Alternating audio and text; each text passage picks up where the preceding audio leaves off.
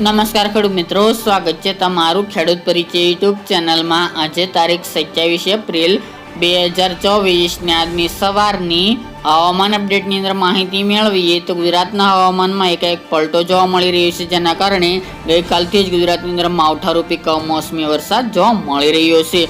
આજે પણ અમુક વિસ્તારની અંદર વરસાદી ઝાપટા પડી શકે છે, તેની સંપૂર્ણ માહિતી મેળવીશું। કયા વિસ્તારની અંદર કમોસમી વરસાદ પડી શકે છે, સાથે જ હજુ વરસાદ કેટલા દિવસ જોવા મળશે તેની અપડેટ મેળવીશું। આગામી દિવસનું તાપમાન કેટલું જોવા મળશે તેની પણ માહિતી મેળવીશું। ગુજરાતની અંદર હાલ તો ધીરે ધીરે તાપમાનમાં વધારો થતો જોવા મળ્યો હતો, એની સાથે વેસ્ટર્ન ડિસ્ટર્બન્સની અસરના કારણે ફરીવાર ગુજરાતનું હવામાન બદલાયું છે।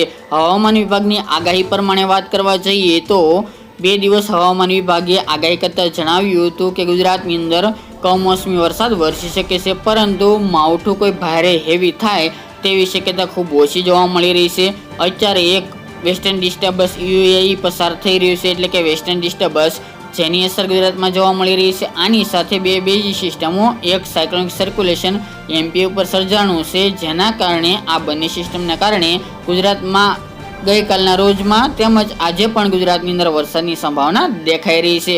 ગઈકાલની વાત કરીએ તો સૌરાષ્ટ્રના અમુક એકાદ બે વિસ્તાર, દક્ષિણ ગુજરાતની અંદર, પૂર્વ ગુજરાતની અંદર પણ વરસાદી ઝાપટા જોવા મળ્યા હતા। તેની સાથે બોર્ડર લાગુ વિસ્તારની અંદર પણ આજે પણ ગુજરાતની અંદર હજુ 24 કલાક દરમિયાન હવામાનમાં પલટો જોવા મળશે કોઈક જગ્યાએ, જેના કારણે અમુક વિસ્તારની અંદર વાદળછાયું વાતાવરણ જોવા મળી શકે છે અને ઘાટા વાદળો જોવા મળશે। એ વિસ્તારની અંદર હળવા સામાન્ય વરસાદી ઝાપટા પડે તેવું અનુમાન છે અને છાંટછૂટ થાય તેવી શક્યતાઓ જોવા મળી રહી છે। ત્યારબાદ ગુજરાતની અંદર કોઈ માવઠાની સંભાવના જણાઈ રહી નથી।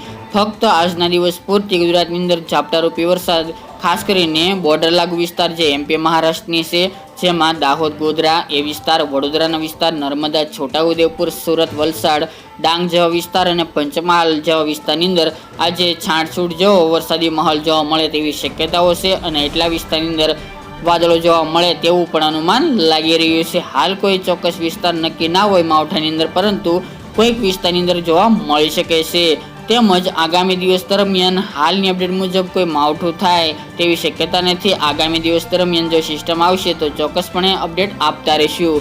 તે મુજબ વાત કરીએ તો તાપમાનની, ખાસ કરીને તાપમાન અપારો અમદાવાદ, વડોદરા અને મહેસાણા અને સૌરાષ્ટ્રના એકાદ બે વિસ્તારની અંદર 40-41 ડિગ્રી તાપમાન નોંધાઈ રહ્યું છે। આગામી 2-3 દિવસ દરમિયાન 42 ડિગ્રી સેલ્સિયસ સુધી અમુક વિસ્તારની અંદર તાપમાન જઈ શકે છે, જેમાં અમદાવાદ, ગાંધીનગર, કડી, વડોદરા, મહેસાણા, તેની સાથે ઈડર, વડાલી એ વિસ્તાર, પાટણ છે, ડીસાનો વિસ્તાર છે, એ વિસ્તારની અંદર તાપમાન હજુ ઉંચકાઈ શકે છે। જ્યારે ઓવરઓલ ગુજરાતની વાત કરવા જઈએ તો સરેરાશ તાપમાન 38 થી લઈને 40ની રેન્જમાં જોવા મળે તેવી સંભાવના છે।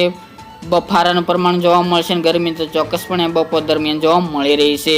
તો મિત્રો, આ અત્યારની વહેલી સવારની અપડેટ, ફરી એક નવા વિડીયો સાથે મળીશું। આજ માટે આટલું જ।